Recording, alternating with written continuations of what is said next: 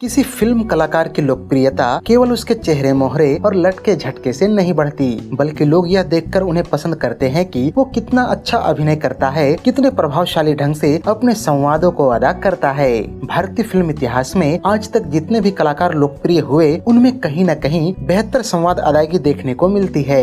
आज की इस बेहद ही रोचक एपिसोड में हम ऐसे ही कलाकारों और उनके द्वारा बोले गए कुछ अमर संवादों पर विस्तार से चर्चा करेंगे। भारतीय फिल्म इतिहास में बेहतरीन ढंग से संवाद अदा करने वाले एक से एक धुरंधर कलाकार हुए हैं। चाहे बात करें सोहराब मोदी जी की, पृथ्वीराज कपूर साहब की, दिलीप कुमार साहब की या फिर जयंत साहब की, इन कलाकारों पर बात करते हुए तो पूरा का पूरा एक एपिसोड ही निकल जाएगा। परंतु हमारे बहुत सारे युवा दर्शक फिर से यही दोहराएंगे कि आप बड़े ओल्ड स्कूल्ड हैं। इसी बात को ध्यान में रखते हुए शुरुआत करते हैं सदी के महानायक अमिताभ बच्चन जी से, जो अपने भारी भरकम आवाज और सधी हुई संवाद अदायगी के लिए बेहद प्रसिद्ध हुए। लेकिन यहाँ यह जानना भी बेहद रोचक है कि अमिताभ की जिस आवाज को लोगों ने इतना पसंद किया, उसी के खातिर उन्हें कई बार रिजेक्शन का भी सामना करना पड़ा। सबसे पहली घटना जो याद आती है वो ये है कि जब अमिताभ ने ऑल इंडिया रेडियो में उद्घोषक बनने का साक्षात्कार दिया तो उन्हें यह कहकर रिजेक्ट कर दिया गया कि आपकी आवाज रेडियो के लिए उपयुक्त नहीं है। दूसरी घटना कुछ यूँ थी कि जब उन्हें सुनील दत्त साहब ने अपनी फिल्म रेशमा और शेरा में एक सहायक भूमिका के लिए चुना तो अमिताभ की आवाज उस भूमिका के लिए कुछ ज्यादा भारी भरकम लग रही थी। सुनील दत्त ने अपने एक साक्षात्कार में बताया था कि अमिताभ का किरदार ऐसा था जिसे लोगों की सहानुभूति मिलनी चाहिए थी, लेकिन उनकी आवाज सुनकर शायद ही लोग ऐसा करते। ऐसे में हमने फैसला किया कि उन्हें फिल्म में गूंगा बना दिया जाए, जिससे उनका किरदार और दयनीय लगने लगे और लोग उन पर खूब सहानुभूति लुटाए। खैर, आगे आने वाले सालों में वो दौर भी आया जब अमिताभ के डायलॉग सुनकर लोग दीवाने हो जाते और सिनेमा घरों में तालियां और सीटियां गूंज उठती। सही मायनों में इस सिलसिले की शुरुआत हुई साल 1973 में आई फिल्म जंजीर से, जहां वो धुरंधर संवाद अदायक प्राण साहब से भिड़ते नजर आए। फिल्म में अमिताभ के हिस्से एक से बढ़कर एक संवाद आए थे, जिनमें सबसे ज्यादा लोकप्रिय रहा थाने में जब वो प्राण साहब से कहते हैं कि जब तक बैठने के लिए न कहा जाए शराफत से खड़े रहो, ये पुलिस स्टेशन है, तुम्हारे बाप का घर नहीं। इस संवाद ने अमिताभ को रातों रात स्टार्स की श्रेणी में लाकर खड़ा कर दिया और यहीं से वो बतौर एंग्री यंग मैन स्थापित होते चले गए। यूँ तो अमिताभ ने इससे पहले भी कई फिल्में की थी, लेकिन उनके संवादों में इतना वजन नहीं था। ऐसे में यहाँ लेखक जोड़ी सलीम जावेद को श्रेय देना तो बनता है, जिन्होंने अमिताभ के लिए इतने प्रभावशाली संवाद लिखे। इसके 2 साल बाद साल 1975 में सलीम जावेद की 2 अन्य फिल्मों दीवार और शोले में भी अमिताभ बच्चन के हिस्से एक से बढ़कर एक कालजयी संवाद आए। दीवार के उस दृश्य को भला कौन भूल सकता है, जब अमिताभ बेहद आत्मविश्वास भरे लहजे में कहते हैं कि पीटर, तुम लोग मुझे ढूंढ रहे हो और मैं तुम्हारा यहाँ पर इंतजार कर रहा हूँ। इसी फिल्म के एक अन्य दृश्य में जब अमिताभ कहते हैं कि मैं आज भी फेंके हुए पैसे नहीं उठाता, तो दर्शक गदगद हो जाते हैं। ऐसा ही एक और प्रभावशाली दृश्य तब आता है जब अमिताभ भगवान शंकर जी के मंदिर में जाते हैं और कहते हैं कि आज खुश तो बहुत होगे तुम। अमिताभ बताते हैं कि इस दृश्य से पहले मैं बेहद घबराया हुआ था, क्योंकि यह कोई आम दृश्य नहीं है। इसे करने के लिए आपको काफी अभ्यास की आवश्यकता होती है और इसी खातिर मैं सुबह 7 बजे से लेकर रात के 10 बजे तक अपने होटल के कमरे में बंद रहा और सैकड़ों बार अभ्यास किया। मैंने जब इस दृश्य को पूरा किया तो यूनिट ने खूब तालियां बजाई। सचमुच उस दिन अमिताभ ने कमाल ही कर दिया था। इस घटना को याद करते हुए जावेद अख्तर बताते हैं कि शुरू में हमें लगा था अमिताभ कुछ ज्यादा रूखे ढंग से अपने संवाद बोल रहे हैं। इस बाबत जब हमने उनसे कहा तो अमिताभ बोले कि मैं जानबूझकर शुरुआत ऊंची आवाज के साथ कर रहा हूँ, ताकि दृश्य के अंत तक आते आते अपनी आवाज को मैं धीमा कर सकूं। शुरू में तो हम अमिताभ बच्चन की इस बात से सहमत नहीं थे, लेकिन जब दृश्य पूरा हुआ तो हम भी खुद को तालियां बजाने से नहीं रोक सके।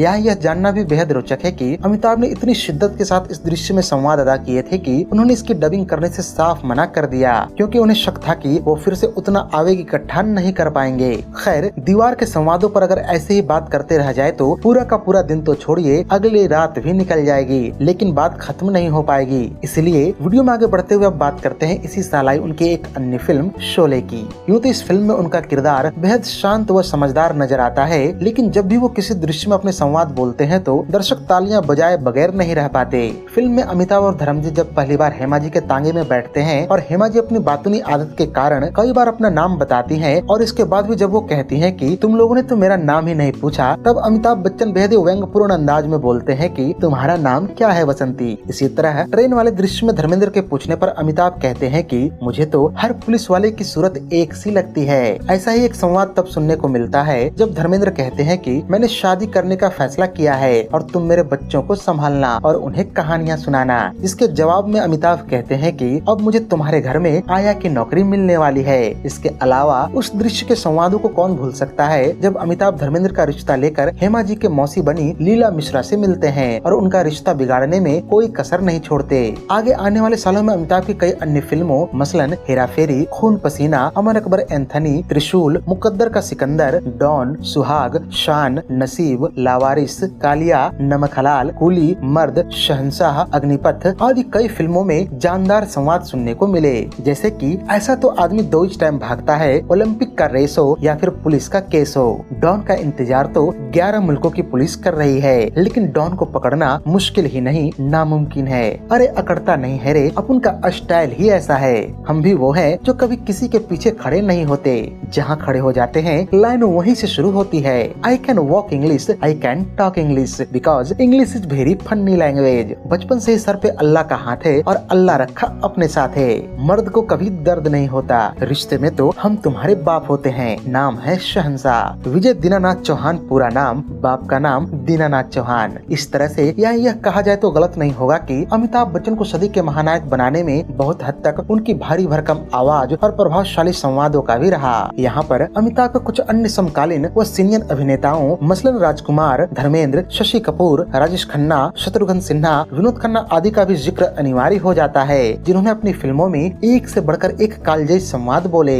राजकुमार शुरू से ही अपने संवादों और दृश्यों को लेकर खास तैयारी करते, यही कारण है कि आज भी उनके संवाद लोग नहीं भूल पाए। मसलन चिनॉय सेठ, जिनके घर शीशे के बने होते हैं, वो दूसरों के घरों पर पत्थर नहीं फेंकते। आपके पैर बहुत खूबसूरत हैं, इन्हें जमीन पर मत रखिए, मैले हो जाएंगे। हम तुम्हें मारेंगे और जरूर मारेंगे, लेकिन वक्त भी हमारा होगा, बंदूक भी हमारी होगी और गोली भी हमारी होगी। गैंडा स्वामी, हम तुम्हें वह मौत देंगे जो न तो किसी कानून की किताब में लिखी है और न ही किसी मुजरिम ने सोची होगी। बात करें धर्मेंद्र साहब की तो उनका वो अंदाज कैसे कोई भूल सकता है जब वो नाक भौं सिकोड़कर दांतों को चबाते हुए कहते हैं कि कुत्ते मैं तुम्हारा खून पी जाऊंगा। यह सुनकर फिल्म का खलनायक तो खलनायक, सिनेमा घरों के बाहर बैठे आवारा कुत्ते भी सहम से जाते हैं।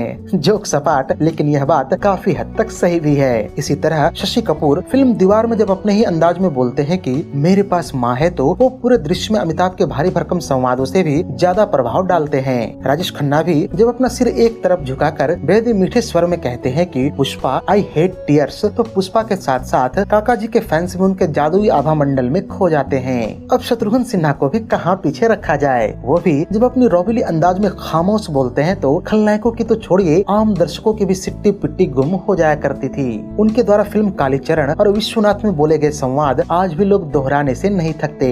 जैसे कि जली को आग कहते हैं, बुझी को राख कहते हैं और इस राख से जो बारूद बने उसे विश्वनाथ कहते हैं। विनोद खन्ना भी अपने ही अंदाज में संवाद अदा करने के लिए मशहूर थे। फिल्म मेरा गाँव मेरा देश और कच्चे धागे में उनके द्वारा बोले गए शानदार संवादों को कोई भला कैसे भूल सकता है, जब वो अपने लाल लाल आंखों से घूरते हुए सामने वाले को कहते हैं कि जिस परिवार के पुरखों ने मुझे डाकू बनाया है उसे पानी देने वाला जिंदा नहीं रह सकता।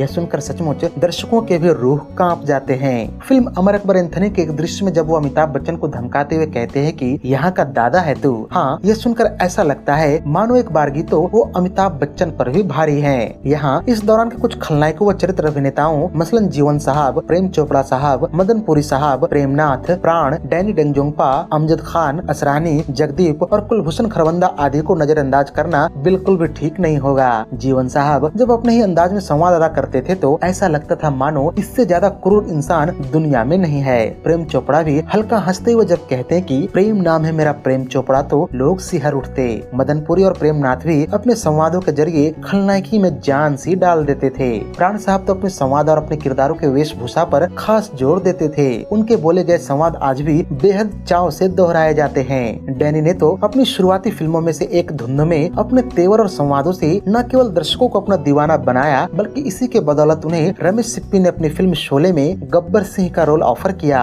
यद्यपि डैनी तो उस रोल को नहीं कर पाए, लेकिन जिस नए अभिनेता ने उसमें जान फूंकी वो थे अमजद खान। उन्होंने इस किरदार को मानो जीवंत कर दिया। इसके एक एक संवाद मसलन कितने आदमी थे, तेरा क्या होगा रे कालिया, अरे वो सांभा, बड़ा याराना लगता है आदि आज भी उतने ही मशहूर हैं जितना कि 70 के दशक में थे। बहरहाल अब यहाँ से चलते हैं 80 के दशक के कलाकारों की तरफ, जहाँ पर 70 के दशक के अधिकतर धुरंधर तो मौजूद थे ही, लेकिन उनको कड़ी टक्कर देने के लिए अन्य कई लोग भी आ गए। इनमें प्रमुख मुख्य नाम आता है मिथुन चक्रवर्ती का, जिनके बोले हुए संवादों ने उन्हें हर घर का लाडला बना दिया। उनके संवाद मसलन कोई शक, तेरे नाम का कुत्ता पालूं, दुश्मन का बॉर्डर हो या दी हुई जुबान, हिंदुस्तानी सिपाही पीछे नहीं हटता। कानून और देवता जब देता है ना तो छप्पर फाड़ कर देता है, जब लेता है तो थप्पड़ मार कर लेता है। कसम खाकर आ गया है इंतकाम का ये अंगारा, बजाएगा तेरी मौत का नगाड़ा। ये सारे संवाद उस समय मिथुन चक्रवर्ती के फैंस को बिल्कुल जुबानी याद होती थी। मिथुन के बाद 80 और 90 के दशक के जिस अभिनेता के संवादों की सबसे ज्यादा चर्चा होती है वो है सनी देओल। सनी ने अपने पिता के नक्शे कदम पर चलते हुए जब एक्शन फिल्मों का रुख किया तो इनके हिस्से भी एक से बढ़कर एक शानदार संवाद आए। मसलन उतार कर फेंक दो ये वर्दी और पहन लो बलवंत राय का पट्टा अपने गले में। जब ये 2.5 किलो का हाथ किसी पर पड़ता है ना तो आदमी उठता नहीं उठ जाता है। चिल्लाओ मत नहीं तो ये केस यहीं पर रफा दफा कर दूंगा। न तारीख न सुनवाई, सीधे इंसाफ, वो भी ताबड़तोड़। डरा के लोगों को वो जीता है जिनके हड्डियों में पानी भरा होता है। इतना ही मर्द बनने का शौक है ना कातिया तो इन कुत्तों का सहारा लेना छोड़ दे। ये मजदूर का हाथ है कातिया, लोहा पिघलाकर उसका आकार बदल देता है। ये ताकत खून पसीने की कमाई हुई रोटी की है, मुझे किसी के टुकड़ों पर पड़ने की जरूरत नहीं। अशरफ अली आपका पाकिस्तान जिंदाबाद है, इसमें हमें कोई ऐतराज नहीं, लेकिन हमारा हिंदुस्तान जिंदाबाद है, जिंदाबाद था और जिंदाबाद रहेगा। ऐसे ही सैकड़ों संवादों को सनी देओल ने अपनी दमदार आवाज और अंदाज से भारतीय फिल्म इतिहास में अमर कर दिया। सनी देओल के समकालीन कुछ अन्य अभिनेताओं मसलन नाना पाटेकर, संजय दत्त, अनिल कपूर, जैकी श्रॉफ, गोविंदा आदि के हिस्से भी कई शानदार संवाद आए। फिल्म क्रांतिवीर और तिरंगा में नाना पाटेकर के द्वारा बोले गए संवादों को भला कौन भूल सकता है। आज भी इनके संवाद मसलन आ गए मेरे मौत का तमाशा देखने, कौन सा कानून कैसा कानून, ये कानून तो चंद मुजरिमों का रखैल बन बैठा है आदि को जब हम सुनते हैं तो मंत्र मुग्ध हो जाते हैं। संजय दत्त भी नाम, साजन, खलनायक, वास्तव, मुन्ना भाई MBBS आदि कई फिल्मों में शानदार संवाद अदा करते दिखे। जहाँ तक बात है अनिल कपूर और जैकी श्रॉफ की तो अनिल के द्वारा बोला गया झक्कास और जग्गू दादा के द्वारा बोला गया कैसा है भिड़ू आज भी लोगों के जुबान पर चढ़ा हुआ है। गोविंदा की बात करें तो इनके संवादों ने भी लोगों का खूब मनोरंजन किया। इन्होंने अपने गंभीर संवादों मसलन इस दुनिया में गरीब पैदा होना कोई अपराध नहीं है, कोई पाप नहीं है, लेकिन गरीब मरना सबसे बड़ा अपराध है, सबसे बड़ा पाप है। अथवा चुटीले संवादों मसलन तुम क्या अपने आप को मुगले आजम और हमको अनारकली समझते हो बे, कितना नचा रहे हो, अबे हटा सावन की घटा, खाज खोजा बत्ती बुझा के सो जा, निन टकले पिन टकले मंडी पे खड़ेली है आंटी, बजा रही है बार बार घंटी आदि से भारतीय सिने प्रेमियों को अलग ही प्रकार का आनंद मिलता है।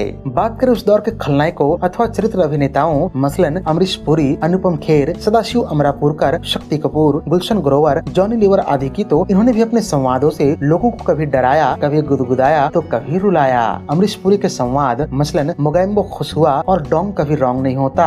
अनुपम खेर के संवाद मोहब्बत का नाम आज भी मोहब्बत है, ये न कभी बदली है और न कभी बदलेगी, तथा शहर में शांति और नागरिकों की हिफाजत करना मेरा फर्ज है, यही मेरा ड्यूटी है और यही मुझ पर मेरी वर्दी का कर्ज है। सदाशिव अमरापुरकर का संवाद मैं हूँ इस जिस्म का बाजार का महाराजा और नाम है महारानी। शक्ति कपूर के संवाद आओ ललिता और मैं हूँ नंदू सबका बंधु। गुलशन ग्रोवर के संवाद जिंदगी का असली मजा तो खट्टे में है और जॉनी लीवर का संवाद अभी मजा आएगा ना वीडियो को व्हाट्सएप और फेसबुक के इस मॉडर्न दौर में भी लोग बड़े चाव से कहते और सुनते हैं। बात करें 90 के दशक के एक्टर्स शाहरुख खान, सलमान खान और आमिर खान की तो इनके हिस्से भी एक से बढ़कर एक मार्मिक और चुटीले संवाद आए हैं। शाहरुख आज भी अक्सर कहते नजर आते हैं कि हाय मैं हूँ राहुल, नाम तो सुना ही होगा, अथवा बड़े बड़े देशों में ऐसी छोटी छोटी बातें तो होती रहती हैं सेनोरिटा। इसी तरह सलमान खान भी खुद को कभी प्रेम, कभी बॉडीगार्ड तो कभी टाइगर कहने से नहीं चूकते और अपनी इन फिल्मों के संवादों को दोहराने का कोई भी मौका नहीं छोड़ते। अब आमिर खान भी कहाँ पीछे रहने वाले हैं, वो भी अपनी फिल्मों के संवाद आयला और ओ तेरी को दोहराने में तनिक भी नहीं झिझकते।